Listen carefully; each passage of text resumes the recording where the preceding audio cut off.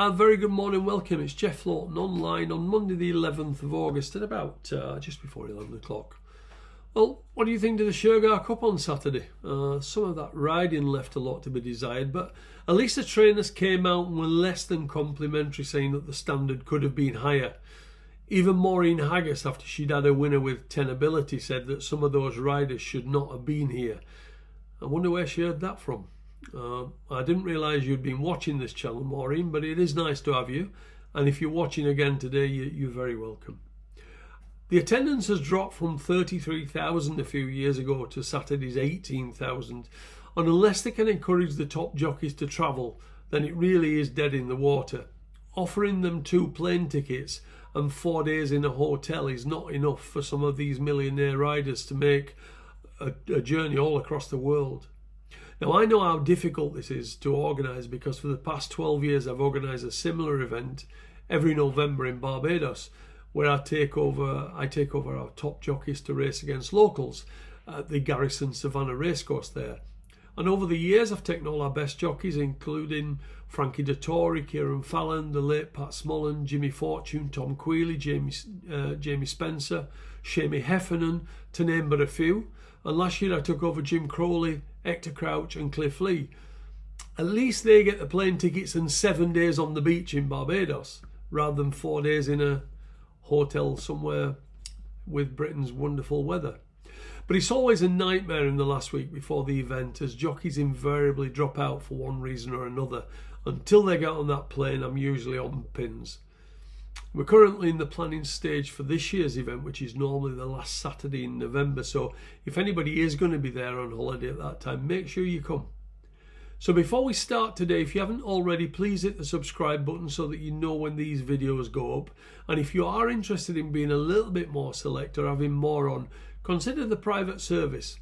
We had 2 bets yesterday that both won. That's now 6 winners from the last 8 bets.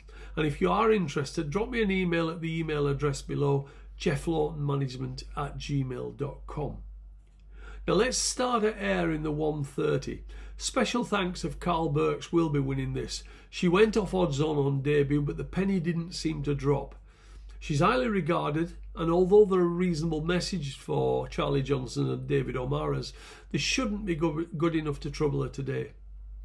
In the 3 o'clock, Jim Goldie's Janice Journey is on a 4 timer today.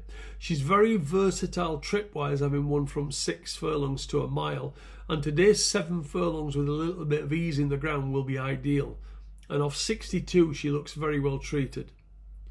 Over at Kempton in the 4:52, I've been very taken by Princess Rascal's 3 runs so far.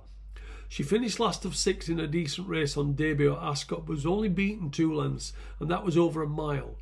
She then stepped up to a mile 2 at Salisbury to get off the mark at the second attempt before really catching the eye staying on soft ground at Windsor last time as they pulled 12 lengths clear of the 3rd horse.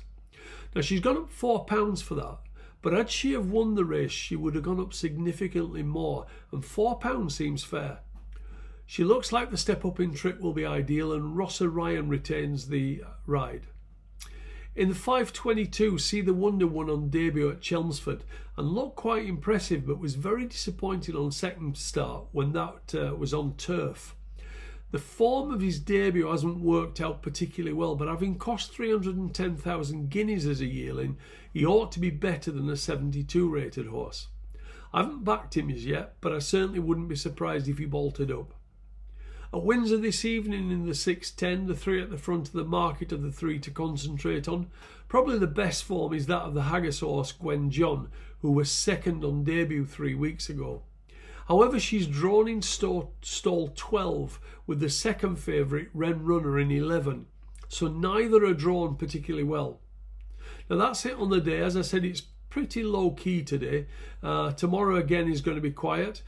In fact, until we get towards the weekend, it is fairly mundane, but I will be trying to point you in the right direction of a couple of winners. Many thanks for dropping by, and I'll talk to you tomorrow. Thank you.